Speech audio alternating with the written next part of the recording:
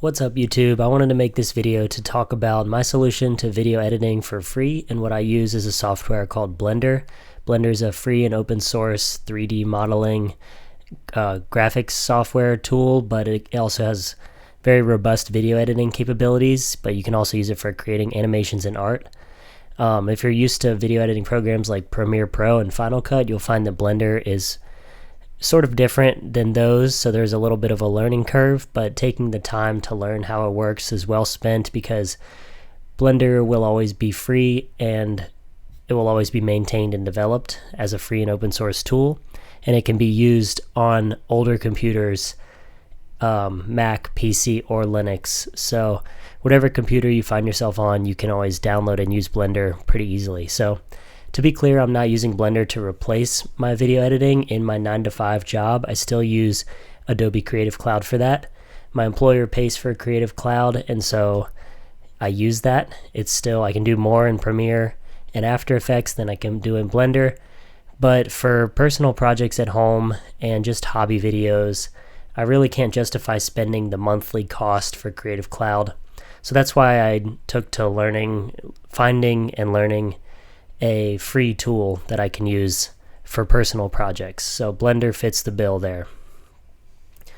Before I get started on how to download, install, and use Blender, I wanted to talk about some other options and why I chose Blender.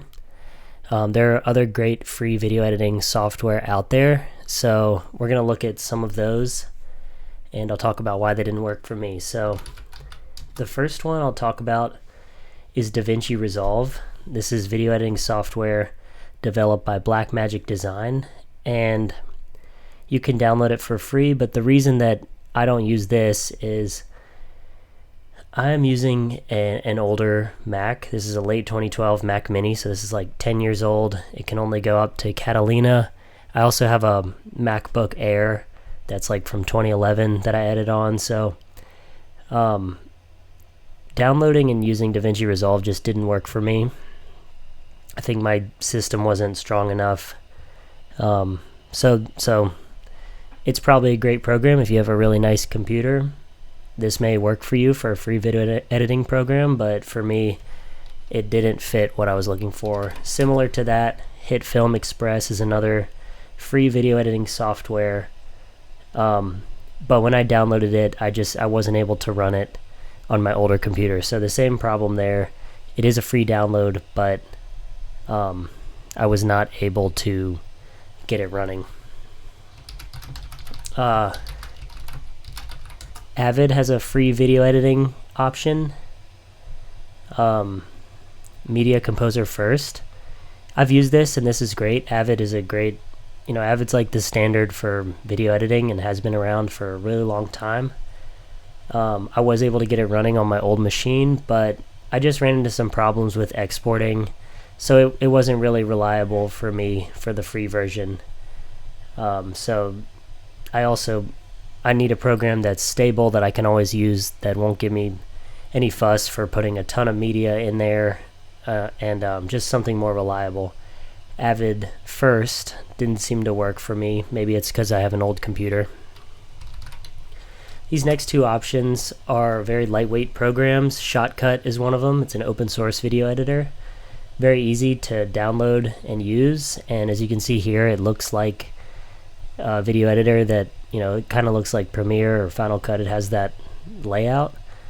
The problem I had with this is once I started getting projects that had a ton of elements to them, it was just an unstable program, and I wasn't able to reliably throw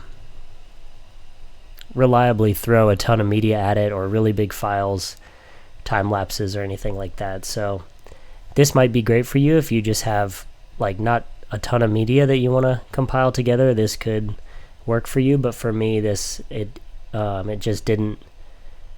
It wasn't stable when I tried to use it. Similar to Shotcut is OpenShot video editor. Same issue there. It was very easy to download and get started with, and for basic editing, it worked great. I found that it didn't have as many customizable tools that I wanted, and also just some issues with stability and crashing that I wasn't able to get past.